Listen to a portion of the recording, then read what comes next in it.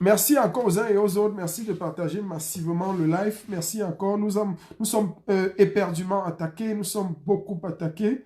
Et cela ne peut pas nous empêcher de tenir notre propos et de parler et de dire ce que nous devons dire au sujet de cette révolution. Je salue comme ça, c'est les généraux de la révolution. Je salue tous ceux qui se joignent à nous. Je salue les amis, les uns et les autres. Merci encore. Salut à tout le monde. Salut à toute la famille combattante. Le direct d'aujourd'hui porte sur deux aspects. Le premier aspect, il s'agit pour nous de recadrer et d'expliquer exactement pourquoi est-ce que nous sommes prêts. Nous devons nous préparer pour la guerre et pourquoi est-ce que nous devons mobiliser. Tels sont les mots-clés du discours du président élu, son Excellence Maurice Kamto. Mobilisation, première chose, mobilisation. Deuxième chose, préparation pour la guerre, très important. Nous devons mobiliser et nous devons nous préparer pour la guerre. Le président Maurice Kamto l'a dit clairement. Maintenant, il y a depuis un bon nombre de jours, des sujets épiques sur la toile en ce qui concerne un certain prétendument gouvernement de transition et de deux, en ce qui concernerait aussi et surtout les batailles au sein de cette révolution. Il faut remettre les pendules à l'heure. Et je crois qu'en tant que l'un des généraux de cette révolution qui a vu naître le combat et qui a contribué à voir le combat grandir jusqu'à arriver au terme où il est arrivé, c'est-à-dire aujourd'hui, nous devons, et je crois que j'ai le devoir de responsabilité envers la nation camerounaise, j'ai le devoir de responsabilité envers le peuple camerounais, j'ai le devoir de clarification également envers le peuple camerounais. Je voulais rappeler déjà au préambule de ce live que lorsque la révolution est née le 20 octobre 2018 à Berlin, où 8000 personnes sortaient, il y avait théoriquement et mathématiquement près de 5000, 6000 personnes qui étaient pro-Kamto et 2000 et plus de personnes qui étaient pro-Cabral Libi. Ça, c'était de manière grosso modo. Comment est-ce que j'ai recensé les choses en Allemagne? Le 20 octobre 2018. Donc, au niveau de la première marche, un problème se pose. Le problème qui se pose est celui de savoir, faut-il ou non glaner le nom de Kamto? Faut-il ou non? Est-ce qu'on ne devrait pas lui batailler pour une lutte de renversement de la tyrannie de Biya et laisser le nom de Kamto après? Lorsque les choses seraient accomplies, alors on prononcerait son nom. Vous comprenez que tout ce qui se passe au sein de la révolution aujourd'hui est la conséquence de ce qui s'est passé le jour même de la naissance de la révolution. Le jour même de la naissance de la révolution à Berlin, on avait déjà ce problème. Il faut que les gens comprennent très bien. Le jour où la révolution est née à Berlin, on avait déjà le problème. Doit-on rester pro-Kamto? Ou alors, doit-on d'abord opter simplement pour un renversement de la tyrannie de Biya? Ou alors, ceux qui sont pro-Cabral? Donc voilà les deux problématiques qui se posaient. Est-ce qu'il faut rester pro-Kamto? C'est-à-dire exclure tous ceux qui sont pro-Cabral et tous les autres, SDF et tout? Ou alors, il faut rester uniquement dans l'optique du renversement de la tyrannie de Biya, c'est-à-dire 36 ans c'est trop, on était en 2018. Le slogan qu'on appliquait c'était 36 ans c'est trop. Ou alors il faut rester dans 36 ans c'est trop et avoir tout le monde, fédérer avec tout le monde et lorsque Biya tombe, alors là on installera Kamto au pouvoir. Ça c'était la problématique le jour de la naissance de la révolution camerounaise, c'est-à-dire la première marche à Berlin. Donc tout ce que nous vivons aujourd'hui, les infiltrations et tout ce que le professeur Franklin Nyamsi a dénoncé n'est pas un phénomène nouveau. Je vais vous expliquer comment est-ce que cela a suivi son cours, comment est-ce que cela a fait grandir les choses et quelles sont les techniques et les tactiques que ces gens emploient pour éliminer et saboter les combattants. Vous allez comprendre et vous allez avoir la chair de poule. Les gars, c'est une armée prête. C'est une armée prête, c'est des gars violents. C'est des gars très prêts. Le problème, c'est quoi? Le problème, c'est que lorsque nous sortons du 22 octobre, du 20 octobre, il y a eu le 22 octobre, le problème de l'irrecevabilité. Et c'est là où le général Nyat Barano qui est le père fondateur de la brigade anti-Sardina, il faut que je le dise ici, parce que c'est la vérité. Nous allons réécrire l'histoire de la révolution. Que les gens ne se masturbent pas. Ce n'est pas en s'auto-proclamant certains titres que ça résout les problèmes. Donc le général Nyat Barano, qui a créé certainement, la coup sûr, nous le savons tous, la brigade anti-Sardina, a engagé une série de mouvements du côté de Bruxelles, avec ce qui a conduit à amener à la naissance de la BAS. Il y a eu la Belgique, il y a eu les fronts qui se sont levés en Allemagne et en France. Pourquoi la France apparaît comme la pierre angulaire? La France apparaît à ce moment parce que lors du blocage des artistes et des marches, on marchait plus à Paris. On venait plus marcher à Paris, on venait tous à Paris et les artistes se produisaient pour la plupart sur le sol français. Donc 80% du blocage des artistes et se passait en France. C'est pour ça qu'il fallait toujours qu'on se retrouve en France. C'est dans ce sens que la France est apparue comme la pierre angulaire, comme l'ossature de notre combat. Ce n'est pas parce qu'en France, il y avait des super combattants. Ce n'est pas parce qu'en France, il y avait des héros de combattants. Non, au contraire. Au contraire. La France, c'était juste parce que c'est en France qu'était le terrain et le théâtre des manifestations et des opérations. C'est pour ça qu'on se retrouvait aisément en France. Il faut rappeler quand même que la deuxième guerre d'idées, après la première guerre qui est la guerre idéologique, bien sûr, et il faut rappeler que la deuxième guerre est la guerre tribale. La deuxième guerre, la deuxième flèche que le gouvernement, comme le professeur Franklin Nyamsi vient de l'expliquer, le gouvernement a inféodé la révolution aussi depuis. Vous savez, c'est que beaucoup ont tardé à comprendre.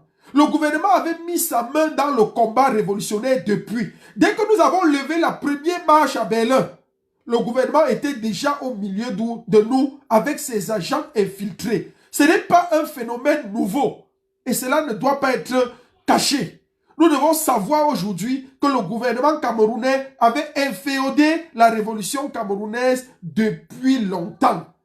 Pour preuve, l'une des flèches qu'un combattant va lancer au sein de la diaspora, on l'appelle Zogo. Zogo qui a glané tous les échelons. Zogo qui allait jusqu'à insulter Biya. Zogo qui est entré au sein de la diaspora. Un infiltré a été l'un des lieutenants de la brigade anti-Sardina en France. Zogo va lancer une bombe au sein de la révolution. Et cette bombe va casser et presque détruire la révolution en France. Je vous dis presque, ça va détruire même la révolution en France. La bombe que Zogo lance, c'est quoi? Zogo dira, je quitte la BAS, c'est un mouvement des Bamileke. La BAS est tribale. Donc voilà la deuxième bombe que le gouvernement camerounais lance contre la brigade anti-Sardina, contre la révolution camerounaise. C'est la bombe tribale, le tribalisme d'État. Ils exploitent le tribalisme pour diviser les combattants. Et cela va fonctionner. Zogo va quitter en disant que c'est une secte des Mendjou, des Mendchoup, il va appeler les Wanto, les autres et tout ça. Il va dire que c'est les Bamileke. Et que les Kabé et tout ça vont s'en rire. Et puis, c'est ainsi qu'ils vont tirer la révolution. Ils vont essayer de tuer la révolution dès sa naissance même. Ça va être un gros problème. Un très gros problème. Et c'est comme ça que le combattant Zogo va tribaliser la révolution. Et le combat va prendre un très grand coup. Le combat va en pâtir de manière sérieuse et de manière sereine. Mais, quand le combat prend un coup comme ça, je suis appelé à la rescousse avec le mouvement révolutionnaire en Allemagne. Nous sommes appelés pour venir secourir la France.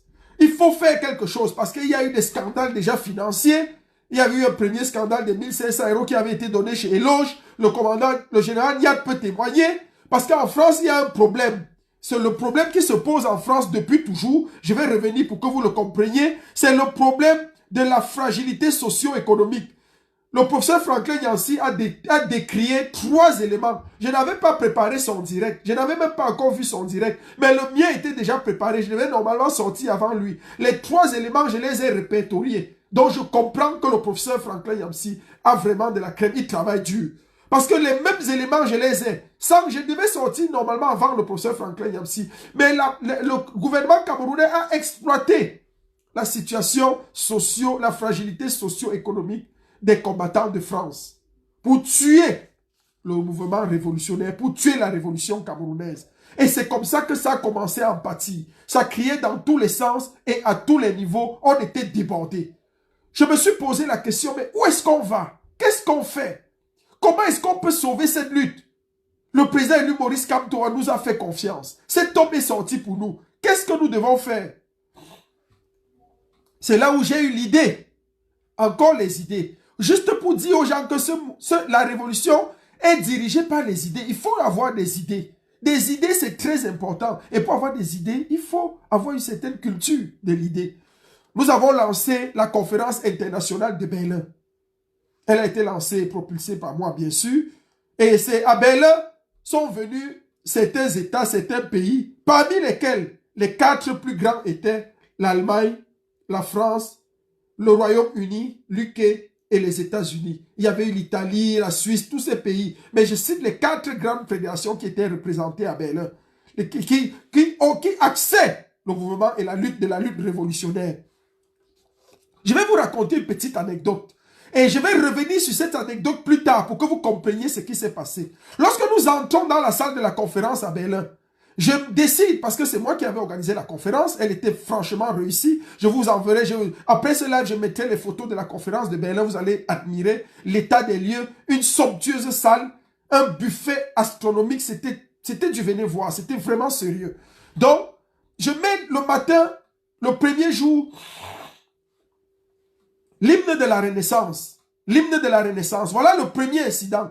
Mais pour moi, c'est un incident. Mais je ne sais pas que cet incident va me parler plus tard. Et va nous parler plus tard pour que nous comprenions l'état d'esprit de ceux qui étaient venus à Berlin. Le premier incident a lieu au moment où nous mettons l'hymne de la Renaissance. Brice Nietzsche se lève. Il s'offusque. Brice Nietzsche dit, on ne peut pas mettre l'hymne de la Renaissance ici parce que on n'est pas ici pour Kamto. On est ici pour le Cameroun. Écoutez-moi bien. Brice Nietzsche refuse qu'on mette l'hymne de la Renaissance. Wanto, je te prends à témoin. Le général Wanto, je te prends à témoin. Là, au moins, si tu es honnête, tu vas dire la vérité. Je te prends à témoin et je prends tout le monde à témoin. Il m'appelle, il nous appelle, on était 3. Parce qu'à l'époque, nous étions les 3 leaders. Ça, il faut le reconnaître ici. Le général Wanto était le leader de la Fédération de la Révolution en France. Brice Nietzsche était le leader de la Fédération de la Révolution aux États, à UK. Et moi, j'étais le leader de la Fédération de la Révolution en Allemagne. Voilà comment nous travaillons. Nietzsche dit, non, on ne peut pas mettre l'hymne de Kamto ici. Kamto, on n'est pas ici pour Kamto. On est ici pour le Cameroun. C'est pour résoudre les problèmes du Cameroun. Ce n'est pas pour résoudre les problèmes du MRC. Et j'ai compris par après que le gars se positionnait déjà par rapport à son frère qui est du SDF. Donc vous allez comprendre plus tard. Je vais revenir là-dessus. Parce que je vais dire tout. Je vais cracher tout. Donc, Général Wanto, je te prends à témoin. Viens parler ici. Bipez-le et dites-lui de venir dire qu'il dise la vérité. Je ne cache rien. J'ai tout été filmé et enregistré. J'ai tous les audios, tout. Donc, on continue. Brice Nietzsche s'oppose à l'hymne de la Renaissance. Il dit, on n'est pas venu à Berlin pour Kamto. On est venu à Berlin pour résoudre les problèmes du Cameroun. Ce n'est pas pour Kamto que nous sommes venus. Je lui ai dit, tu mens. J'ai dit à Brice Nietzsche, c'est le jour-là qu'ils ont compris que El Chenou peut être un gars téméraire. Le gars-là est jeune, mais il est têtu. J'ai dit à Brice Nietzsche que tu mens. Tu mens. Ici, nous sommes ici pour le non au hold-up électoral. C'est Kamto qui nous a fait sortir. C'est Kamto qui est la pierre angulaire de cette lutte et c'est lui qui va là demeurer jusqu'à la fin du combat. Si tu n'es pas content, la fédération anglaise et toi, vous gagnez le dehors. Il était avec Sandy de Boston et tout. Ça a eu une altercation violente. J'ai dit ici, c'est le jour-là qu'ils ont compris que El Chenou peut être un tyran. Je ne blague pas. Parce que le jour-là, j'ai dit que ici, c'est moi qui commande. Non seulement j'ai pris les voitures pour venir vous chercher à l'aéroport, vous n'avez même pas dépensé 5 francs. Donc quand vous veniez à la conférence de Berlin, une 4x4 neuve, vous prenez à l'aéroport. Ils étaient en délégation, il y a eu 2 4x4 neuves qui sont allés les chercher à l'aéroport. Ça vous amenait directement à l'hôtel. Et le lendemain, on était dans la salle des assises. Toujours transporté, tout le monde véhiculé. Il y avait au moins 10 voitures que j'avais réquisitionnées pour la circonstance. Et on veut venir enlever le président élu Maurice Kamto le premier jour. J'ai dit que si ça ne vous plaît pas, vous prenez vos billets d'avion, vous rentrez. Ici, c'est Kamto. Moi, je suis un pro-Kamto. C'est l'homme-là qui m'a fait rêver. Je n'ai jamais voté dans ma vie. Jamais voté. Donc, c'est lui qui m'a fait prendre goût à la chose. C'est lui qui m'a donné le goût à la politique. Et je vais abandonner cet homme? Non. Brice Nietzsche a compris déjà le premier choc. Je reviens dessus. Vous allez comprendre plus tard ce qui se passe.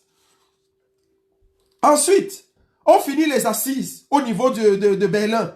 Il y a une conférence magnifique. Tout se passe super bien. On décide à Berlin que lors des marches du 26 janvier que le MRC organisait, le professeur Franklin Nyamsi a même intervenu à Berlin par vidéoconférence. J'allais oublier. Il était notre hôte. Et il est intervenu par vidéoconférence. Sous la puissance et la coupole de celle qu'on appelle des traîtres aujourd'hui, Big Mami. Parce qu'il faut rappeler quand même que la conférence de Berlin était une réussite à cause de cette femme.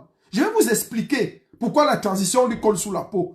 La conférence de Berlin, c'est une femme qui a toujours travaillé dans l'ombre. C'est une femme dynamique. C'est une femme humble. Elle a servi. La réussite du 18 mai à Paris, c'est Big Mami.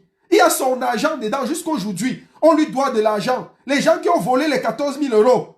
Brice Nietzsche, tu n'as jamais remis. Big Mami, on doit de l'argent à Big Mami. Aujourd'hui, vous voulez la livrer à la vindicte populaire facilement. Parce que quand les gens ne chantent plus votre hymne, ils sont des parias. Ils sont de la risée. Il faut se débarrasser d'eux. Ils sont devenus de la puanteur. Ce n'est pas normal. On ne peut pas accepter ça. Et on ne va plus accepter cette imposture.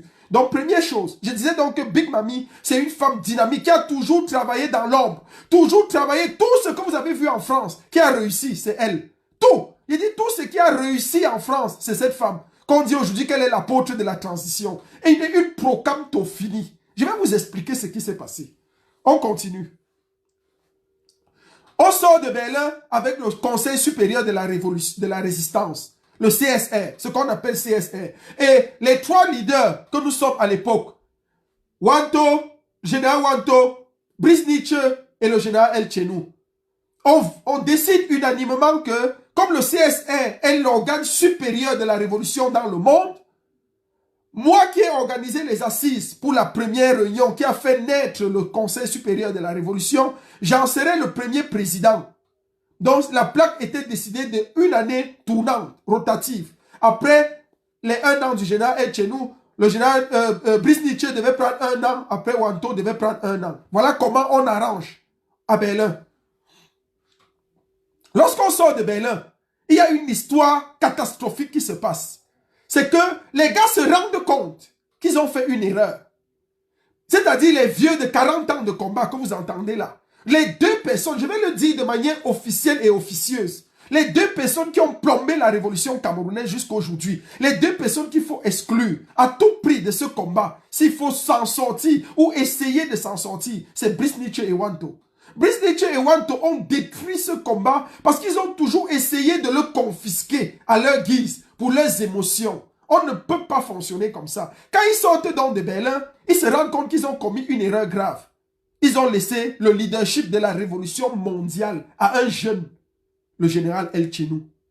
Alors, qu'est-ce qu'il faut faire? Les gars m'appellent. Première chose, c'est qu'ils m'appellent. Ils me disent, tu sais, comme tu n'es pas encore trop expérimenté, on voudrait d'abord que la révolution, que ça tourne. Peut-être Wanto, je vais d'abord prendre. Brice Nietzsche dit, il va d'abord prendre. On était à une réunion et on avait une réunion des leaders. On était 3 dans ce groupe. Et on a mis par après, m'a dit comme des États-Unis. Bon, on va revenir sur son cas. Donc, ils décident donc que non, on va arranger un truc et comme tu n'as pas encore assez d'expérience, mais tu es très courageux, très talentueux, tu vas d'abord voir comment quelqu'un peut gérer 1 an après, ça tourne chez toi, ça revient chez toi. Je leur ai dit non. Et j'étais très wise, je suis un bandit. Je suis né à Mélène, hein. Mélène au Cameroun, à Yaoundé. C'est comme Saint-Denis. Mais c'est le Saint-Denis version plus. Parce que les enfants nés à Mélène, on allait à l'école. On allait vraiment à l'école parce qu'on côtoyait l'université très tôt. Donc nos repères étaient les grands de Ngouaekele qui allaient à l'université. Quand on allait au lycée Leclerc, on se frottait à l'université, on se frottait à l'INGS, les grandes écoles, les NAM à côté et tout. On voyait tout ça. Donc on avait le désir de réussir. Mais on n'était pas des bandits. Mais on était quand même éveillés. Parce qu'à côté de ça, on avait aussi la mini-ferme où on pouvait voir les filles de nuit, où on pouvait voir tout. Donc c'était un peu comme le Saint-Denis. Moi j'appelle ça Saint-Denis de Paris. C'est dans ce quartier que je suis né et que j'ai grandi. Donc en même temps, on côtoyait la bourgeoisie, l'aristocratie. En même temps, on connaissait les mauvaises choses du quartier. C'est très intéressant. Donc j'ai dit non. On a décidé à Berlin et c'est moi qui reste le leader de la révolution jusqu'à 1 an. Les gars ont senti que c'est chaud. ils auront du fil à retordre. Parce que j'avais un tempérament dur. C'est peut-être une erreur de ma part. Ça, je dois le reconnaître ici devant vous. Parce que ça m'a aussi causé beaucoup de préjudice. Ça m'a causé beaucoup de préjudice parce que je n'ai pas laissé éclore facilement les talents.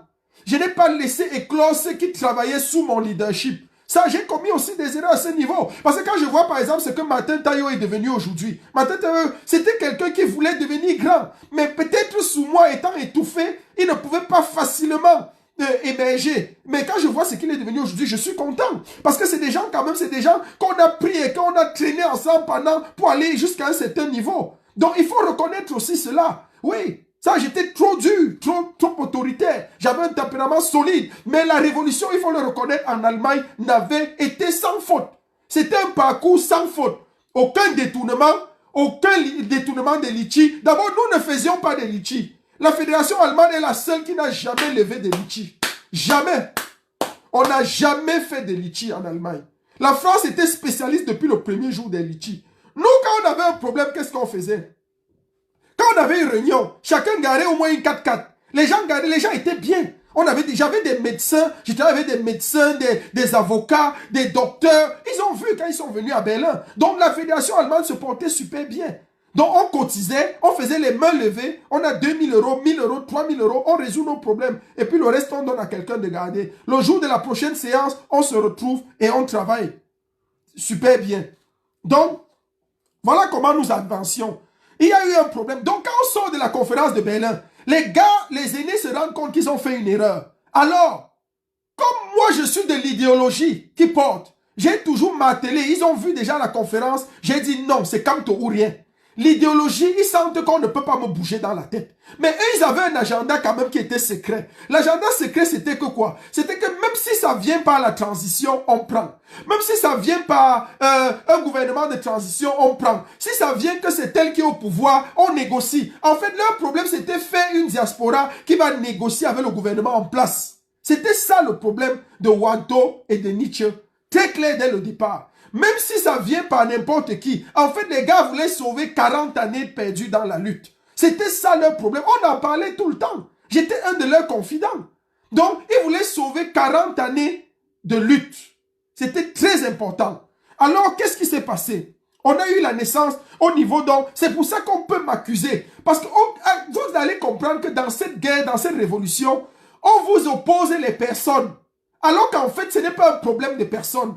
C'est des guerres de leadership. C'est des guerres idéologiques. On vous fait croire que c'est des guerres de leadership. Mais il n'y a pas de guerre de leadership dans la révolution camerounaise. Il n'y a même jamais eu de guerre de leadership. Les véritables guerres étaient les guerres idéologiques. C'est l'idéologie qui se pose.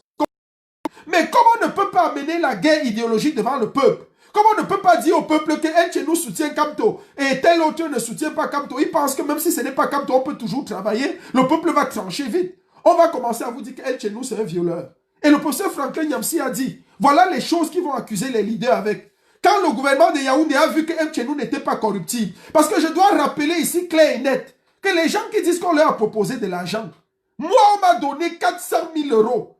400 000 euros en liquide, espèce trébuchante. J'ai dit trébuchante. Dans une mallette à prendre ou à laisser. Je pouvais demander aux gars de la basse avec qui j'étais. Demander les gens avec qui j'ai travaillé. On m'a donné cet argent au lendemain de la casse des ambassades. J'ai dit jamais. Je travaille et je meurs pour Kamto. Je ne peux pas traiter avec vous. Je vais mourir pour le président élu. Kamto est mon leader et il restera mon leader. J'ai refusé de prendre de l'argent. Et j'ai dit à mes aînés, eux aussi n'étaient pas contents. Ils se sont dit, merde, si c'est à nous qu'on donne un truc comme ça, on est bien. Pourquoi on donne à El Chenou et pas à eux? Alors il fallait tuer El Chenou à ce moment. La guerre idéologique. Mais au lieu d'amener la guerre idéologique devant le peuple, ils vous ont amené la guerre plutôt de personnes, la guerre de leadership. On a commencé à dire que El Chenou est comme ça. Voilà les accusations. Violeur, voleur. On va dire que non, il a détourné l'argent de la conférence de Berlin. J'ai logé Brice Nietzsche à l'hôtel. 3 jours, 3 nuits à mes frais. Logé. J'ai payé le billet de ICE, de train, TGV, à Calibri et Max. 680 € avec ma carte bancaire. Billet de train pour quitter Paris-Berlin en classe privilège, première classe, 600 €. Ah, mes frères, ce n'est pas aux frères de la conférence de Berlin. Faites très attention. Pour qu'ils assistent, j'ai donné l'opportunité à tout le monde d'assister. J'ai fait ça avec amour pour le Cameroun. Je n'ai jamais rien demandé en retour. On se lève un matin, on dit El Chenou c'est un voleur. El Chenou a volé de l'argent. Dans la conférence internationale de Berlin, mes fonds propres, j'ai perdu 3 000 € et plus. Plus de 3 000 € de perdu. De perdu, mon argent propre, sans compter ce que les autres ont perdu. Les cartes pour réserver les hôtels, allez demander à tout le monde. C'est ma carte de crédit. J'ai réservé tout le palier 2 de l'hôtel Ibis. Plus de 4 000 € avec ma carte de crédit. Réservé. J'ai dû amortir, on a amorti un peu. On a perdu près de 2 000 € dans l'hébergement. Près de 2 000 € de perdu, rien que dans l'hébergement. Il faut que les gens fassent attention. Ce n'est pas parce qu'on ne parle pas. Ce n'est pas parce qu'on reste tranquille qu'on n'a rien à dire. J'ai assez et pendant longtemps fermé ma bouche. À un moment donné, il faut que ça s'arrête. Je suis fatigué de l'injustice. Du mécréanisme. Les gens sont mécréants et foncièrement méchants. Pourquoi tant de méchanceté du noir? Qu'est-ce que j'ai fait dans ce combat? J'ai donné tout. J'ai donné tout. Si je filme ma voiture dehors, vous allez comprendre. Une voiture qui a 1 an d'âge, 1 an et demi. 1 an et demi. J'ai 160 000 km à bord. Ça, c'est le compteur d'une voiture de 10 ans. J'ai retiré ma voiture à la maison le 31 juillet 2018. 31 juillet, quelques jours avant le combat. Moins d'1 mois avant le combat. Presque, disons, le 1er août. Le combat commençait en octobre. Donc 2 mois avant. Je suis allé nulle part. Après, j'allais en vacances. Je revenais trouver ma voiture. Et me voilà. 160 000 km² au compteur. J'ai donné tout dans ce combat, avec amour. Je voyageais avec les gars de la base allemande. Je payais l'hôtel. Je paye ma chambre d'hôtel, je paye l'hôtel pour eux. Ils sont témoins, ils allaient la nuit. Quand je dormais, les gars conduisaient ma voiture, allaient se balader. Mais on a fait ça pour l'amour du Cameroun. Pour l'amour de notre pays. On vivait un. Jusqu'à ce que les poisons viennent détruire la fédération allemande. On était unanime, on était un. Je vais vous expliquer comment c'est arrivé. Alors, on a opposé, on a monté un simulacre de viol. Ils ont payé cette fille. J'ai dit bien, je l'ai dit toujours, vous entendez une accusation de viol, le professeur Niamsi l'a dit, où il n'y a pas, personne n'est allé en justice, personne n'est allé porter plainte. Le viol, c'est un meurtre. C'est un meurtre, c'est comme si on dit qu'un Tchénois a tué quelqu'un et personne n'a pas porté plainte. Le viol, c'est un meurtre. Mais personne n'a porté plainte, curieusement. Ils sont allés jusqu'à donner Wanto, je le cite ton nom ici, avec Nietzsche. Vous êtes allés jusqu'à donner 1500 € à une femme. Là, je vous attends parce que j'ai l'enregistrement pour qu'elle me porte plainte. Elle m'a dit, vous la même fille, vous lui avez donné 1500 € que va seulement porter plainte. Dès que on finit, tu déchires la plainte, tu reviens ici avec. Même si c'est quoi, tu annules la plainte. Mais nous, on veut seulement la première plainte. On va mettre sur les réseaux sociaux. Juste parce qu'il fallait tuer le combattant El Chenou.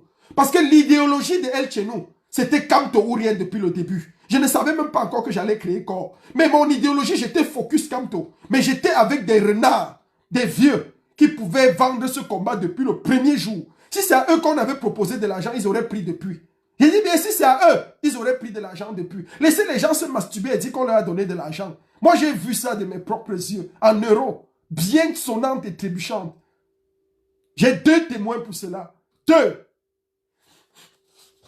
Alors, lorsque j'arrive le 18 mai à Paris, après tant de bousculades, de luttes et de tout ce que cela endure, le 18 mai, j'arrive à Paris. Le peuple m'auréole. Les gens qui ont dit que Noël chez nous avait violé, ce sont les mêmes Amazones, les mêmes femmes qui sont derrière moi, qui m'accueillent royalement. Les gars sont confus. Ils sont dépassés. Qu'est-ce que le gars là même? Qu'est-ce que le gars là a fait? On l'accuse ici de viol. Nous, on a monté une histoire sur lui, mais les Amazones m'ont escorté comme un président. J'étais comme un leader à Paris. Je me suis senti bien dans ma peau. Et j'ai vu l'amour du peuple camerounais. J'ai compris que beaucoup de choses se passaient. Alors, j'ai dit, waouh. C'est à Paris que j'ai vu Wanto descendre le visage comme un vieux singe mort. Brice Nietzsche, même chose. À terre. Ils étaient confus. C'est Kemta. Avec la pression du peuple. Il est venu, il a pris ma main. Aujourd'hui, j'entends dire que Kemta a demandé pardon parce qu'il a été manipulé. Kemta a quitté leur bande de truands en Angleterre. Il y a une personne qui tue la révolution en Angleterre, c'est Nietzsche. Ce gars-là, si la révolution dure encore, il doit être exécuté. Je vous assure. Parce que c'est un poison pour le combat. Mais nous continuons. Vous allez comprendre. Je peux comprendre aujourd'hui Quand Martin Taillot explique tout ce qu'il est en train d'endurer, moi je le comprends. J'avais déjà vu ça depuis. Mais j'étais seul. J'étais seul. Je n'avais pas d'argument. Je n'avais pas d'espace pour pouvoir me prononcer. Je n'avais pas encore lancé le mouvement corps. Les gars m'ont encerclé. Ils ont opposé des combats. Vous savez, à l'époque, ce n'était pas facile. Que la Fédération de France dit quelque chose. Et la seule personne qui était capable de s'opposer, c'était le général El Chenou. Les gars voyaient ça comme de la prétention. Que Max dit quelque chose, j'ai dit non. Ce n'est pas ça. On dit, hey, toi tu sors d'où? Tu t'opposes à Max. Mais en fait, les gars ne comprennent pas. Parce que c'est l'idéologie. Mais au Cameroun, et ce que les gars faisaient, comme le professeur Franklin Nyamsi l'a expliqué, c'est qu'ils ne vont pas vous dire que El Chenou s'oppose à Max à cause de telle idée. On va opposer l'idéologie, au lieu d'opposer l'idéologie de El Chenou à l'idéologie de Max, Seigneur Ivoire, on va opposer plutôt les deux personnes. El Chenou veut qu'on veut s'égaler à Max. Il fait comme ça parce qu'il croit qu'il a une grosse voiture. C'est comme ça qu'on vous a manipulé. On a manipulé le peuple comme ça.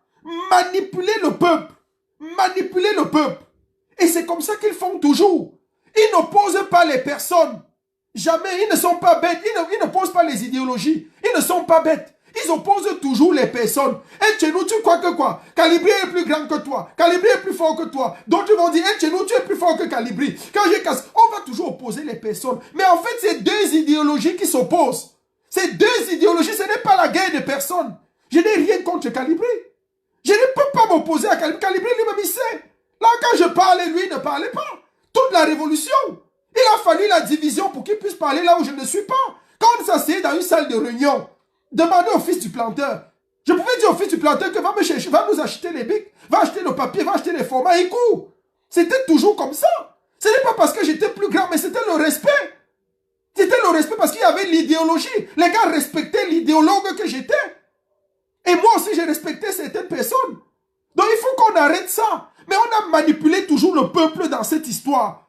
On a manipulé le peuple. Et j'ai compris que, à la nuit où les gars s'y allaient, à la nuit où les gars s'y tournaient le combat, si on ne se levait pas, quelque chose allait se passer. C'est que la révolution s'y n'est plus née. C'est comme ça que, quand je voyais, j'entendais déjà en mai les propositions d'un gouvernement de transition.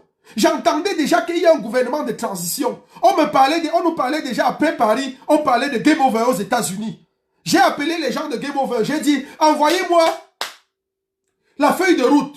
Quand j'ai entendu que Nouma devait être à Game Over, j'ai dit que Nouma, danger de la révolution, danger. Et à l'époque, il fallait avoir les couilles pour frapper sur Nouma. Je suis le seul. La vidéo est sur YouTube, je vous mets au défi, allez la regarder. C'est l'une de mes vidéos les plus virales. Elle a plus de 100 000 vues. D'avoir frappé sur Nouma. Directement. On dit, mais chez nous, tu es qui? Les gens m'ont appelé au moins 5 000 appels. Après la vidéo sur Nouma, au moins 5 000 personnes m'ont appelé de par le monde entier. Que tu connais le combat. Tu es courageux. Mais prépare-toi. Serre tes arrières. Parce que les gars là veulent te tuer. Moi, je prenais à la légère quand on me disait qu'ils veulent me tuer. Je prenais à la légère, mais j'oubliais que j'avais en face de moi des renards de la politique. J'étais jeune. J'étais innocent. Je n'ai jamais mené de combat politique. C'est Dieu qui m'a toujours sauvé dans ce combat. C'est Dieu qui a gardé mes arrières. Ils m'ont empoisonné à Paris. Je serais passé de vie à trépas. Le poison que j'ai pris qui a failli me coûter la vie, c'est à Paris, diagnostiqué. C'est à Paris que je l'ai pris. C'est à une réunion à Paris. Les gars tuaient, ils me finissaient. Ça a déchiré mes intestins. Quand vous parlez du prix laissé dans ce combat, j'ai les intestins déchirés, broyés. J'ai les intestins qu'on a coupés pour recoudre. À cause de ce combat, je ne parle pas parce que je ne suis pas quelqu'un qui se plaint. Je ne me plains pas, je suis fier de moi. Si je mourais, je serais mort pour le combat. Je n'ai pas besoin de stimuler une mort, mon frère. Si je mourais, je serais mort parce que le combat, c'est ça. C'est la révolution, c'est ça. Ou ça passe, ou ça casse. J'ai appris à regarder mes arrières. Mais au début, j'étais un peu naïf. Mais je suis resté vivant parce que Dieu m'a protégé dans ce combat. J'ai toujours cru qu'il y a un Dieu au-dessus de tout. Que vous le vouliez ou pas. Et ça m'a sauvé beaucoup. Donc quand j'ai créé le concept corps à Paris, le 17 mai, un jour avant le 18, corps est créé à Paris. Pourquoi? Pourquoi corps est créé? Corps est créé parce que je commence à entendre les petites choses. On parle d'un gouvernement de transition. On m'a invité à Game Over. J'ai dit, ah, ça commence à être sérieux. Ça commence à être sérieux. Et vous allez comprendre que les jours à venir vont me donner raison. Les jours qui suivent vont me donner raison. Pourquoi? Il se murmure sur la toile un gouvernement de transition. Beaucoup de combattants commencent à être appelés. Moi-même, j'ai été appelé. C'est parce que je ne prends pas le temps pour fouiller toutes les preuves. J'ai tout ça. J'ai eu une altercation en direct avec Max Seigneur Ivoire que je cite ici. Il peut, dans un live de Bertie, il m'a dit, je tape la main sur la poitrine, El Chenou. Tu es qui pour empêcher le gouvernement de transition? Nous sommes des transitionnaires. La transition va se faire au Cameroun. Je lui ai dit, donne-moi tes arguments. Et voici les arguments qu'il m'a donnés. Je n'ai jamais oublié. Il me dit, Général El Chenou. Je lui dis oui. Il me dit, tu crois que Maurice Kamto va sortir de la prison pour aller s'asseoir à Etoudi? Tu es normal? Tu crois que c'est possible?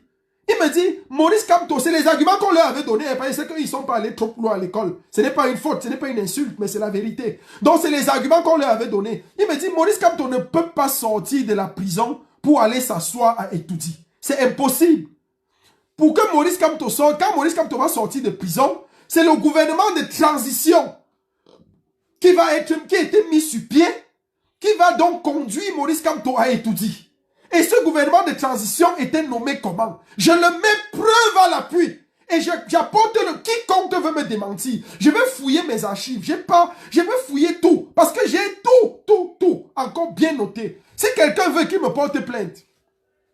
Calibri avait accepté le poste de consul à Marseille. Il avait envoyé pour cela le fils du planter et Déboni aller à Marseille. Je le dis, hoha! Calibri avait accepté le poste de consul de Marseille. Il y avait un problème entre Max et Wanto pour le poste d'ambassadeur du Cameroun à Paris. Voilà les deux qui se disputaient le poste. Kempta et Nietzsche devaient s'arranger pour l'Angleterre. Qui devait être ambassadeur du Cameroun en Angleterre?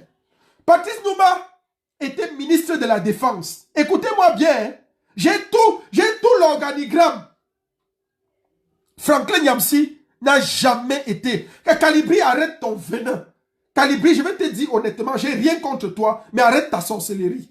Tu ne peux pas, Calibri, passer le temps à manipuler les gens toute la vie. Calibri, s'il te plaît, je te le dis encore, tu risques de finir très mal cette révolution. Et pas le petit bruit que tu fais, tu menaces Tayola. Tu sais que toi, tu ne peux pas me menacer. Parce que celui qui tente de me dire qu'il me menace, je suis un dur à cuire. Celui qui est sorti de ce live, si quelqu'un me menace, je démarre ma voiture demain matin. Je dis que la personne, si quelqu'un fait un live après moi pour me menacer, je lui donne rendez-vous à Paris demain matin. Je ne travaille pas ces jours-ci. Je dis demain matin. S'il est à Paris, je le fouette sur son territoire et on va en justice. Parce que il faut que cesse la sorcellerie à un moment donné. C'est trop on vous a laissé trop faire. Calibri était pressenti au poste de consul à Marseille. Il devait aller là-bas avec le nabo là, le coup type qui est laid et bizarre là, qu'on appelle fils du planteur. Donc voilà son acolyte, son porteur de sac. Il devait aller avec lui. Alors, au poste d'ambassadeur de France à Paris, il y avait Max Seigneur Ivoire et Wanto. Allez, je le dis clair, vous étiez, toute la France était dans le gouvernement de transition. Tout Paris. En Allemagne, il ne pouvait pas, j'avais refusé. Le docteur qui est Fomeyo m'avait appelé. Il y a un autre docteur là où c'est État. Il communiquait avec lui, celui qui est à Munich. Il m'a appelé. J'ai dit que je ne suis pas dans vos histoires là. Je ne crois pas à cette histoire de transition. Je ne suis pas là. Je suis un pro-Kamto. J'ai dit à Max dans ce live de Bertie, allez fouiller le live de Bertie, on est au mois de juin ou juillet, un truc comme ça. J'ai dit à Max que le gouvernement de transition, vous vous trompez. Vous faites erreur. On ne peut pas avoir un gouvernement de transition tant que je suis vivant. Et c'est pour ça que je vais dire au peuple ici, si un peuple camerounais, on vous a manipulé pendant longtemps. On a dit, El Chenou veut tuer le combat. El Chenou veut tuer... Non. El Chenou voulait sauver le combat. J'ai donné ma vie pour ce combat. Je suis mort pour ce combat. J'ai jamais prélevé 5 francs dans ce combat. On vient dire aujourd'hui que je suis un voleur, que j'ai volé les litchis. Je suis un révolutionnaire. Je suis un bel homme. Je ne peux pas mentir que j'ai eu des fréquentations féminines dans ce combat. J'ai flirté avec beaucoup de femmes qui d'ailleurs m'ont supplié même de flirter avec elles. Je le dis. Et je prends toutes ces femmes à témoin. Si aucune femme n'a jamais ouvert la bouche, surtout à Paris, elles sont nombreuses. Si une ouvre la bouche, je mets les photos. J'ai plein toutes les photos, toutes ces femmes. Vous voyez les gens avec les filles avec les dents cassées, les vieilles filles qui me suppliaient même pour s'entretenir avec moi. Elles ont parlé, aujourd'hui elles ouvrent la bouche pour parler. Je regarde comme ça, je ris. Je dis l'être humain est méchant. L'être humain est méchant. En révolution, une relation ne peut pas être un problème. Je n'ai jamais eu un problème de qui que ce soit, ni de viol, ni d'agression sexuelle, ni de quoi que ce soit. Je suis un bel homme. Et quand j'arrive quelque part, dans une belle voiture blanche, j'aime mon agent. Vous croyez que quelle femme ne tombe pas? Vous croyez que quelle femme logiquement ne tombe pas? Mais je n'ai jamais trahi la révolution. Je n'ai jamais trahi le combat. C'est ça le plus important. Et c'est là où vous devez me juger. Ne me jugez pas sur mes affaires de vie privée. Vous connaissez comment vivait le Che Guevara?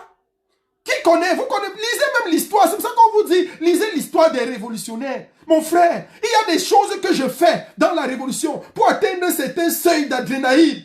Que lorsque je sens la pulsion monter en moi, parfois pour taire ça, ce n'est que des relations parfois sexuelles comme ça qui peuvent parfois taire certaines choses. Parce qu'on monte le truc, on monte. Quand je m'assois sur le bureau de l'ambassadeur à Berlin, vous croyez que c'est un acte anodin? N'importe qui peut faire ça. En tenue militaire, je croise les pieds. Je prends le diplôme de l'ambassadeur, je déchire devant les médias camerounais. Je prends son diplôme, c'est-à-dire signé par Paul Biya. Un affront à l'État du Cameroun. Pendant 3 semaines au Cameroun, ma tête a été mise à prix. Jusqu'à aujourd'hui, je ne peux pas envoyer l'argent au Cameroun. Ni Western Union, ni RIA, ni MoneyGram. Je suis blacklisté. Je suis considéré comme un terroriste. Tous les autres activistes, vous envoyez l'argent au Cameroun. Et chez nous, je ne peux pas. Je suis blacklisté jusqu'à aujourd'hui pour le Cameroun. Dans tous les aéroports, l'autre jour, mon oncle sortait du Canada. Juste parce qu'il y a Nougat sur son nom. On l'a interpellé à l'aéroport 3 heures. 3 heures. Rien que le nom là. Vous croyez que c'est la blague? Pourquoi les gens sont méchants? Vous voulez ma mort? Pourquoi? Je vous ai fait quoi? J'ai tout donné dans ce combat. Lorsque le combat est mort en France, vous êtes venu m'appeler. Un de chez nous, le général de la révolution, vient nous sauver. Quand Déboni, qui travaille avec Calibri, n'a pas pu venir à Berlin, il a écrit sa démission. Pas à Calibri qui dit aujourd'hui que je suis le leader, le père fondateur de la basse. Il a écrit sa révolution. Il a écrit sa démission au général El Chenou. Il a dit, général El Chenou, reçois ma démission. Tu es le leader de la révolution. Je ne peux plus, je ne suis pas digne d'être dans ce combat. Je prends à témoin Jacques Chouard dans la vidéo et encore là, je l'ai dans mon truc. Alors, qu'on travaille et qu'on travaille véritablement. À un moment donné, il faut arrêter ça. Donc, quand Kor est né, on vous a dit que Kor est venu tuer la basse. Kor est venu tuer la basse, mais c'était faux. C'est parce que les gars avaient déjà un projet caché que j'avais dépisté. Mais j'ai dit que ça ne peut pas se faire. J'ai compris que non. Il faut avancer. Il faut qu'on reste focalisé sur Kamto. Le combat, c'est Kamto ou rien. C'est pour ça que j'ai créé le mouvement Kor. Et ils ont compris que leurs intérêts étaient en danger. Ils ont commencé à taper sur Kor. Kor, avant que Kor ne naisse, on avait déjà écrit et signé l'acte de décès du mouvement Kor. J'ai dit avant la naissance, l'acte de décès du mouvement Kor était signé. Les gars avaient déjà juré par tous les dieux que Kor doit mourir. Ils ont commencé une série de marathons de direct contre Kor. Les gens, comme le peuple ne veut pas réfléchir, le peuple a épousé leur idée sans comprendre. Mais le combat était vendu depuis. Qu'est-ce qui me fait taper sur Patrice Nouma? Et regardez ce qui me fait taper sur Patrice Nouma. Les lives sont là, allez sur YouTube. Vous mettez Patrice Nouma, répond à Calibri. Patrice Nouma demande à Calibri. Je ne connaissais pas Patrice Nouma. Parce qu'avant ce combat, je respectais tous ces gens. Il y avait 4 personnes que je respectais dans la révolution. Parce que quand vous entrez dans une révolution, vous devez apprendre des aînés. J'avais pour mentor le général Wanto, qui m'a trahi à plusieurs reprises. C'est Wanto qui va donner, qui va payer pour mettre l'accusation de viol sur la table. Parce qu'il sent son... Et au CCD, on lui dit que le petit là, Itaïa a gagné. Même Calibri était parmi les premiers à faire le Congossa, que El Chenou, Itaïa a dévancé, mon frère, tu es mort. Parce que les gars se voyaient mal comment un jeune vient les inviter à une grande conférence à Berlin, et une conférence qui réussit. Il n'y a plus jamais une conférence comme celle de Berlin dans la diaspora. Personne n'a plus jamais pu réunir les combattants comme je l'ai fait, et avec bravoure et tact. C'était de la classe. Moi, j'aime la perfection. J'aime les choses bien faites. C'est pas de ma faute. Quitte à mettre le prix, mais je préfère que les autres soient bien reçus. J'ai respecté Wanto. Parce que tout le monde le connaissait, le général Wanto, lors des grèves à l'université, le parlement estudiantin. J'ai respecté Nietzsche parce qu'on a plus ou moins entendu parler de lui dans le code. J'ai respecté Patrice Nouma Patrice Nouma, il y avait Patrice Nouma, oui, que je respectais aussi. Parce que Patrice Nouma était un de ces aînés-là qu'on voyait avec le CCT, qui est le Conseil supérieur de la transition. Je respectais beaucoup Patrice Nouma. Et il y avait encore quel aîné? Il y a encore quel aîné qu'on connaissait au sein de la diaspora, là, qu'on pouvait citer ici. Kempta. Il y avait Kempta, le commandant Kempta, caporal grillé, que tout le monde connaissait parce que c'était le chasseur de billets à l'hôtel intercontinental. Donc c'était les 4 personnes que je respectais. Mais au fur et à mesure qu'on a côtoyé ces gens, j'ai vu que les gars, la plupart étaient affamés. Les gars avaient faim et ils étaient prêts à tourner leur veste à tout moment, au moins. J'ai dit que si c'est à eux qu'on avait donné cet argent, les gars auraient changé d'avis. Alors qu'est-ce que j'ai fait? J'ai côtoyé ces gens. Ce qui me fait sortir pour taper sur Nouma, Nouma que je respectais jusque-là, sans connaître bien sûr son idéologie, mais je respectais quand même. Ce qui me fait taper sur Nouma, c'est quoi? Ce qui me fait taper sur Nouma, c'est que Nouma interpelle Calibri. Il dit à Calibri, c'est sur YouTube. Je ne parle pas des choses que je ne connais pas. Et Calibri répond dans un live en faisant du jogging. Le jour-là, Calibri fait du jogging, il dit, grand frère Nouma, je t'ai compris, je vais m'exécuter, on va faire comme ça, oui, oui, oui, tu as raison. J'ai dit, hey! J'ai dit, Nouga, si tu laisses la fin ici, et chez nous, j'aime les défis, je tape la main sur la poitrine. Je suis un homme qui aime le challenge. Tu peux me donner les coups de poing, j'encaisse. Mais si je te donne un, si tu ne tombes pas pour mourir, c'est que ce n'est pas moi. Donc préparez-vous bien, vous qui voulez me faire la guerre. Vous allez donner, je vais encaisser. Ma grosse tête là, essaie de prendre les coups. Fais même la bouteille sur ma tête. Je ne peux pas mourir. J'accouche les enfants avec la grosse tête. Hein. Tous mes enfants ont la grosse tête comme ça. Elle est solide, intelligente, coriace et solide. Je prends les coups, mais quand je donne, mon frère, tu te couches, tu dors. Je vois Calibri, Patrice nous m'a dit à Calibri ceci. Petit frère Calibri, chasse-moi tous les procamtos-là de la basse. Une façon de dire, chasse tous les bamileke là de la basse, chasse tous les totos là de la basse, chasse tous les procamtos les gars du... Mais nous on était quoi là-dedans? Je dis, il dit, chasse-moi tous le thème, hein, c'est pro-Camto. Chasse tous les gars de Camto là, tous les gars qui sont partisans de l'idéologie de Camto de la basse. Chasse-les. Je reste comme ça, je dis que donc nous on va rester comme ça. Et on a parti à Calibri. Et Calibri répond à Patrice Nouma en disant, je t'ai compris grand frère, je vais le faire. J'ai dit que tu es malade. J'ai dit, hey, c'est là où je suis sorti. Allez sur ma vidéo, écrivez El Chenou, Patrice Nouma. C'est ma vidéo la plus virulente sur YouTube. La personne qui a mis ça sur YouTube, je ne connais même pas. Les gars ont mangé l'argent sur moi dans la vidéo là, bien même. Bien même. Il y a 2 comme ça sur YouTube. Une a peut-être 70 000, l'autre a c'est 50 000 ou c'est combien. Il y a plus de 100 000 vues. Les gars ont chop les dos sur ça. Alors, je reste comme ça, je dis, hey. Donc nous, on est devenus des gens que Nouma, depuis les États-Unis, va nous diriger ici en diaspora. Je suis sorti sur Nouma. Allez chercher le live. El Chenou répond à Patrice Nouma. C'est un live tonitruant. C'est là où j'ai fait confiance à mon équipe. L'équipe de corps. Quand vous voyez corps là, vous croyez que corps a résisté depuis pourquoi? Corps n'est pas trop nombreux. Hein. On est versé dans le monde. Mais le bureau, le cœur de corps, le cœur, la cellule stratégique, on n'est pas 12. Mais c'est comme les 12 apôtres de Jésus. C'est comme les 12 disciples de Jésus. Chacun a sa fonction. On est carré. On est solide. On est prêt dans la tête. Et prêt dans l'idéologie de Camto. Chez nous encore, Camto c'est une passion. On ne fait pas le théâtre. Camto c'est dans le cœur. On porte le président élu dans le cœur. On ne blague pas. Et c'est pour ça que je dirais toujours, on n'est pas là pour appeler à quelqu'un. Nous, on ne cherche pas à plaire. On cherche à faire le travail pour lequel on a de la conviction. Donc vous avez dans la révolution des gens qui cherchent à vous séduire, qui viennent pleurer devant vous, mais qui vous manipulent toute la vie. Et j'ai dit, ça va cesser. Le peuple va désormais avoir la réalité en face et faire son choix. Si vous voulez choisir un leader qui vous manipule et qui pleure tout le temps devant vous, faites votre choix. C'est votre responsabilité. On ne peut pas vous y obliger. Mais il y aura toujours une partie du peuple qui croira que le bon combat, il ne s'agit pas de venir manipuler les gens et pleurer. Et j'ai été outré. Alors la vidéo, Patrice Nouma a interpellé Calibri, Calibri répond. J'ai dit, hey, donc nous on est devenu leur objet.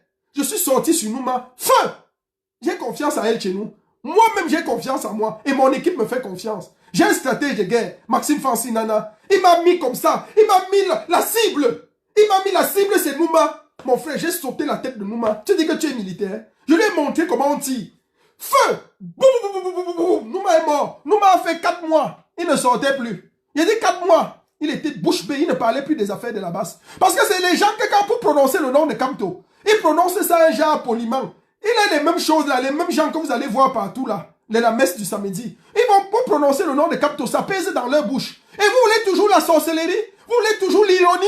Vous voulez qu'on accepte ça jusqu'à quand? À un moment donné, il faut faire des choix. À un moment donné, il faut choisir son chemin. Il faut choisir sa destinée. Il faut choisir sa route. C'est fini la récréation. J'ai pris sur Nouma. Je l'ai allumé.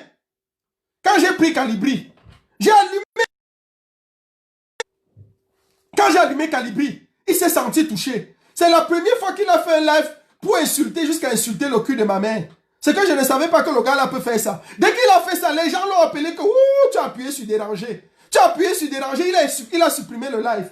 C'est parce que je n'enregistre pas comme vous, ce que j'allais enregistrer. Il a insulté les types de ma mère, insulté. Il dit que je suis prêt. Si tu veux, on se met, on se place. Toi, tu sais que si tu te places devant moi, je te donne un seul. Tu tombes évanoui. Ce n'est même pas la blague. Un seul. Tu t'envoles. Ce n'est même pas, je ne blague pas. Je suis sérieux. Mais le jour-là, il m'a bien insulté le cul de ma mère. J'ai pris, j'ai gardé, j'ai pardonné. Toujours parce que j'ai un cœur de pardon.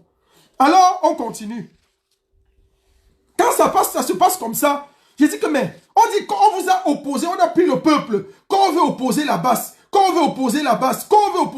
mais ce n'était pas ça le but. Ce n'était pas ça. C'est idéologique. Et l'idéologie était masquée par une guerre de personnes. C'est-à-dire, les gars là, quand ils veulent, ils font quoi? Quand les gars là voient qu'ils vont, que vous avez déjà raison sur eux, on commence à opposer les personnes. On dit, un de chez nous veut détruire le combat. Un de chez nous veut faire ceci. Un de chez nous veut faire cela. Mais ce n'est même pas là. Ce n'est même pas là le problème. C'était un problème d'idéologie. Donc, voilà ce qui s'est passé. C'est que quand on sort de là, l'erreur c'est quoi? L'erreur c'est que le général chez nous peut dire non à la révolution, à ceux qui sont en France. Mais on a vu ça comme un affront. Moi j'ai dit non. S'il y avait une idée, par exemple pour le truc orange, les gens appellent à brûler les puces orange. Nous tous on a accepté. On a accepté. On a travaillé ça dur. Mais, à un moment donné, quand tu veux apporter un rectificatif sur l'idéologie, sur le truc, on te dit, oh non, ça marche pas comme ça. Il faut. Mais tu es qui pour t'opposer à ces gens? Les gars ont le recadrage pur. Donc, il y a un problème de personnalité. Il faut avoir du crack. Et j'étais le premier, il faut que on le sache ici.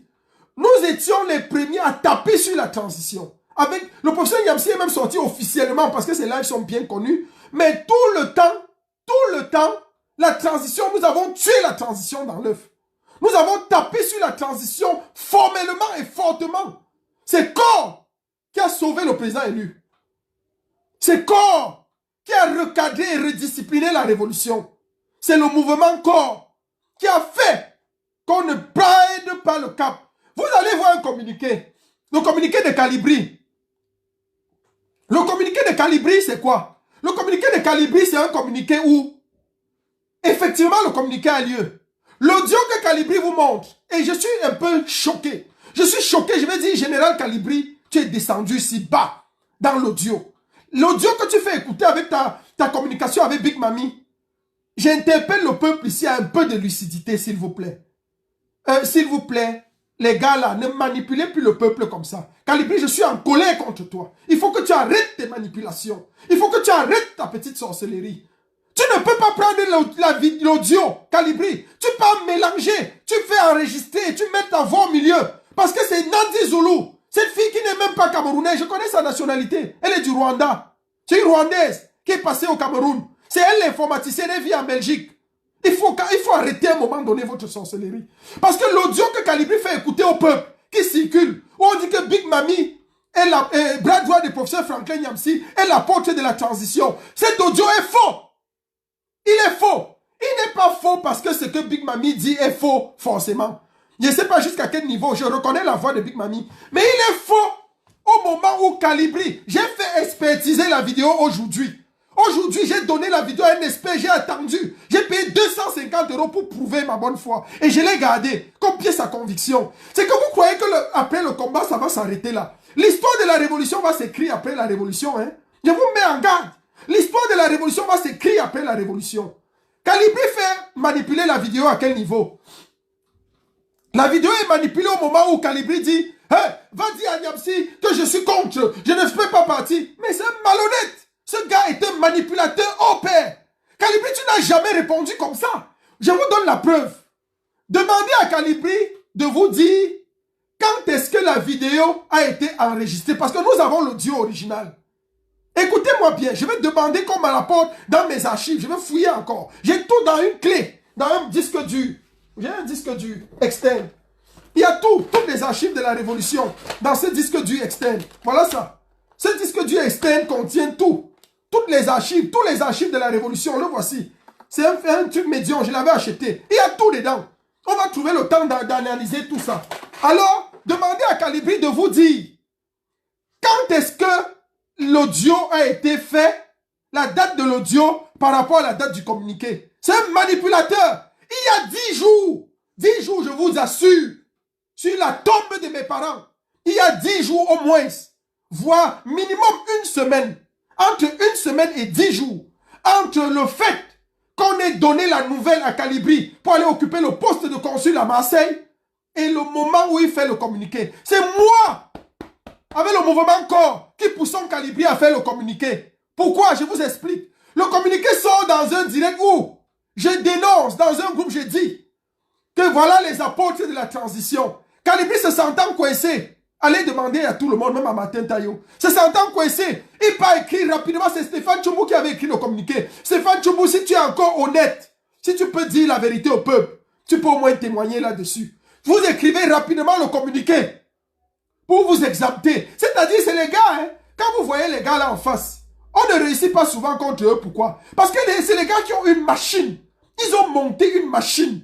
C'est-à-dire, c'est un labyrinthe.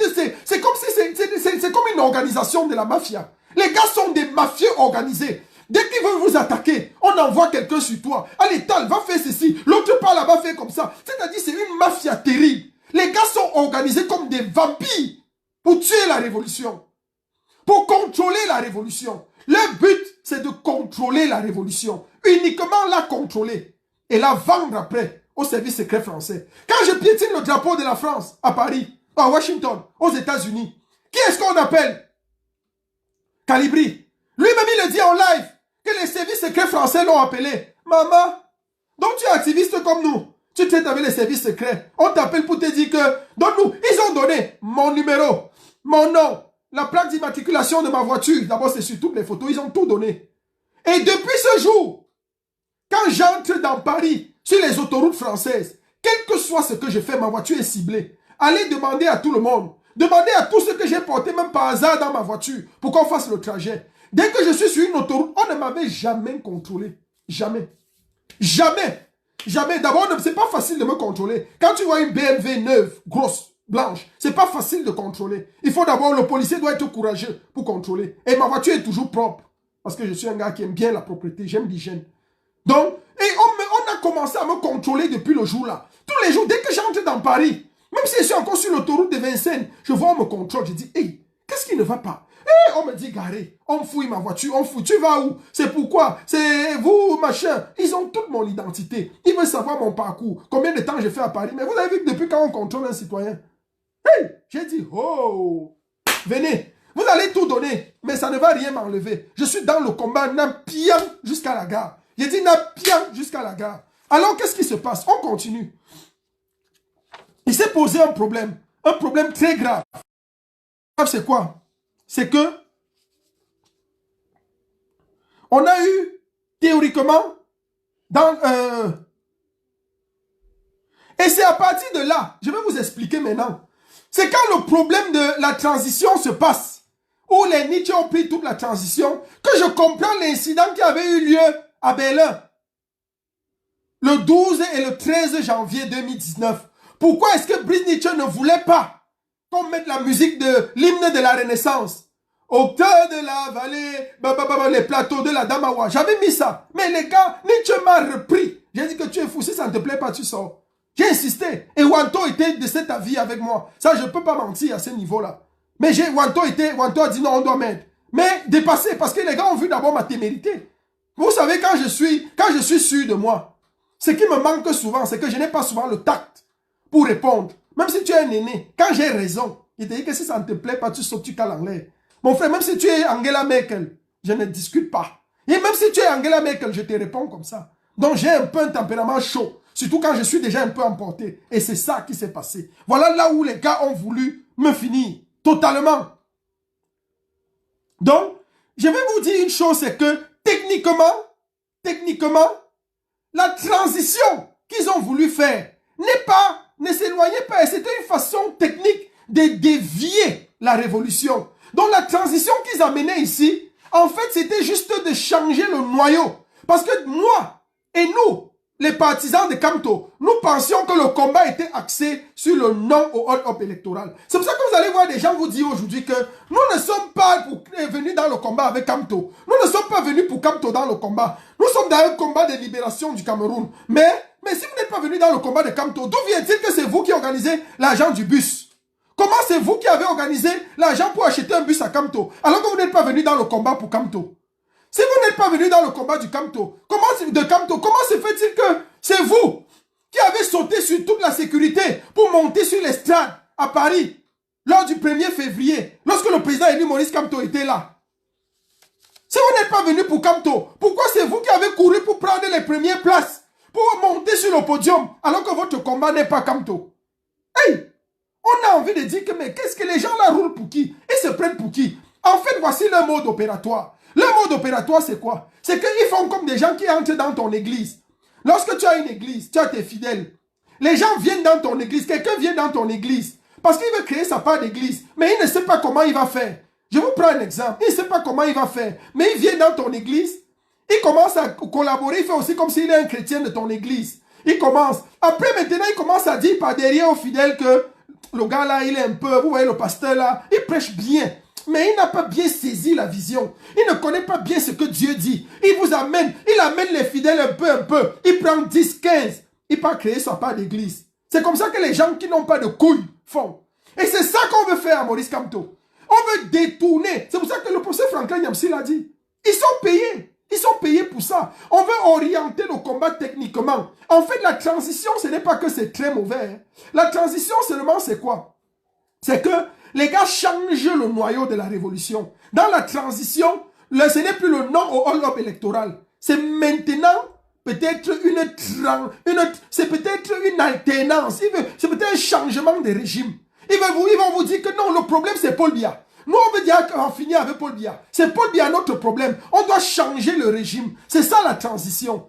Alors que nous, notre combat, ce n'est pas le changement de régime. Notre combat, c'est que pour qu'il y ait une nouvelle élection au Cameroun, il faut qu'on se rappelle d'abord qu'il y a eu un non au hold-up électoral, première chose. Deuxième chose, il faut un code électoral consensuel. Or, dans la transition, ils ne mettent pas ça comme verrou.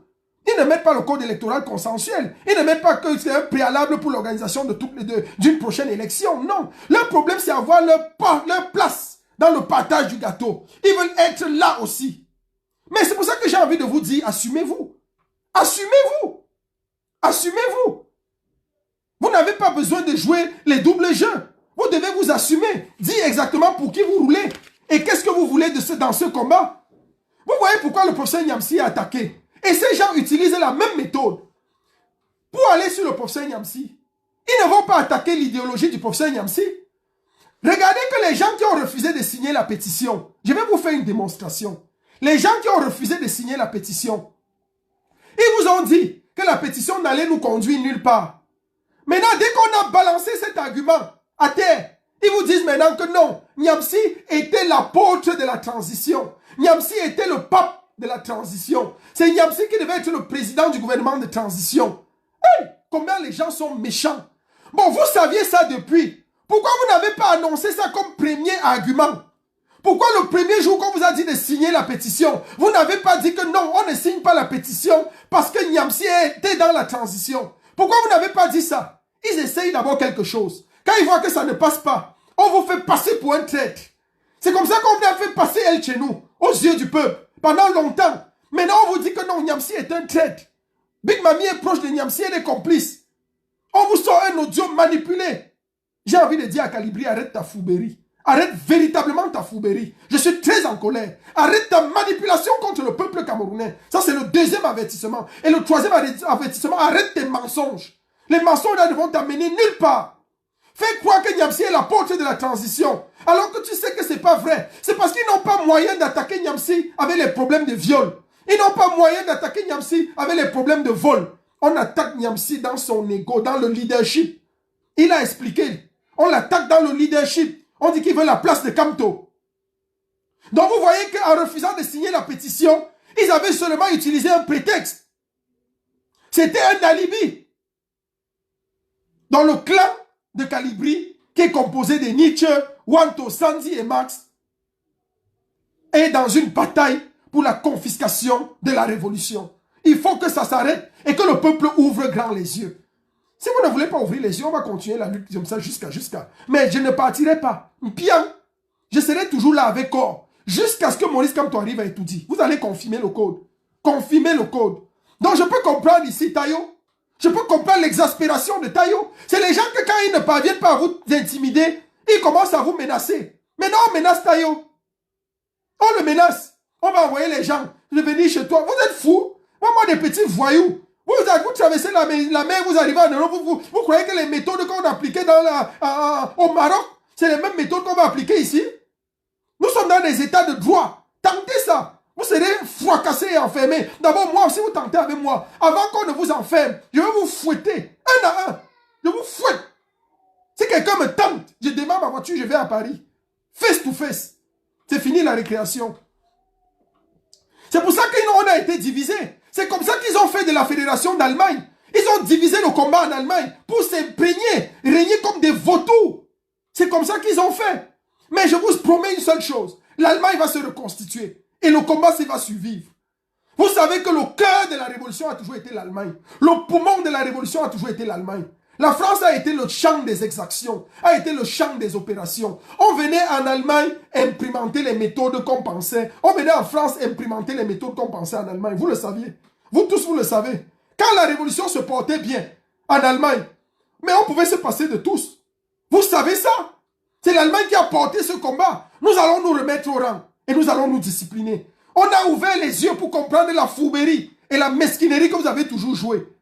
Particulièrement le vautour de Wanto avec Nietzsche.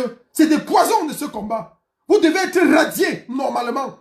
Pour tout. Continue de manipuler Nietzsche Wanto. Continue de manipuler les gens que tu manipules en Allemagne. Tu vas t'asseoir en France pour mener le combat. Et tu vas confirmer le code. C'est trop. Le problème c'est que quoi? Le problème des Camerounais, voici le problème des Camerounais. Voici le problème de nous autres Camerounais. C'est que vous aimez plus les personnes que les idées. C'est-à-dire, dès qu'on touche à quelqu'un, vous ne regardez pas l'idée qu'il y a derrière la personne. Vous commencez à dire, non, on ne touche pas à tel, oh, on ne touche pas à tel, et il a touché à tel. Il n'y a pas ça en révolution, faites très attention. Aimez les idées des personnes. Aimez les idées que les personnes propulsent. Ainsi, vous serez plus libre. Le professeur Franklin Niamsi vous l'a dit. La révolution ne peut être grande, puissante, forte, que s'il y a au sein de la révolution plusieurs courants d'idées. La révolution est comme une société, est comme un État. Un État est démocratique quand il y a plusieurs courants qui s'expriment librement. On ne peut pas embrigader la révolution. On ne peut pas embrigader les courants révolutionnaires. Faites très attention. Que ce soit le combat de corps, que ce soit le combat de la base, il n'y a pas d'incompatibilité. Mais pourquoi on va transformer ça en combat d'idées? Et le peuple a partisé, a joué un grand rôle dans ça. Vous aimez plus les personnes que les idées. Mais aimez d'abord les idées avant d'aimer la personne. Parce que la personne que vous aimez, il suffit que la personne amène, véhicule une mauvaise idée et vous voilà plombé. C'est tout le problème de la politique camerounaise. Et le gouvernement fait la même chose. C'est pour ça que regardez Kamto. Le président a élu son excellence Maurice Kamto. On ne va jamais lui opposer. Le gouvernement de Biya ne va jamais opposer à Kamto des idées. Hein? Jamais. On va dire que c'est un tribaliste. C'est le pape du viol. Il avait violé un garçon. C'est un tribaliste. C'est un détourneur de fonds. Il avait écrit la constitution pour voler 14 milliards. Les mêmes accusations qu'on a données au président élu, c'est les mêmes accusations dont j'ai été victime au sein de cette révolution. Suivez mon regard. El Chenou, tu as violé. Le président élu Maurice Kamto était accusé de viol. El Chenou, tu as détourné 14 000 euros, c'est 40 000 euros, c'est combien? le président Maurice Kamto était accusé d'avoir détourné 14 milliards. Et chez nous, il y avait encore quel type d'accusation là? Tu es tribaliste. À un moment donné, quand je sous-tends, j'ai dit que non, laissez les groupes se développer. Laissez Bami Pawa se développer. Laissez les gens qui tapent sur Bami Pawa vont créer un autre concept. Foumi Mayang. Et les gens suivent bêtement. Pourquoi vous, le peuple, vous acceptez la bêtise toujours, tout le temps? Soyez un peu sérieux aussi. Aidez-nous les leaders. Aidez-nous à diriger. Vous ne pouvez pas faire ça. Quelqu'un ne peut pas dire que le concept si est faux. Et le lendemain, la semaine d'après, il met sa part. Vous entrez dedans comme des moutons. Mais soyez un peu réveillés. Soyez un peu réveillés.